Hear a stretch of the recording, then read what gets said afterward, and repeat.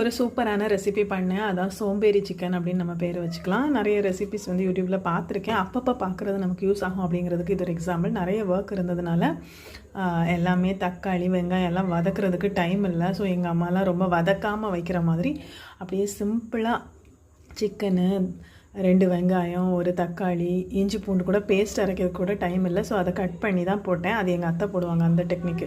So எல்லாமே போட்டு just mix பண்ணிவிட்டு நம்ம கொஞ்சம் வத்தல் பொடி, கொஞ்சம் மல்லிப்பொடி, கரம் மசாலா பொடி, சால்ட்டு அந்த மாதிரி எல்லாத்தையும் மிக்ஸ் பண்ணி எந்த வதக்கலும் இல்லாமல் பண்ணினேன்.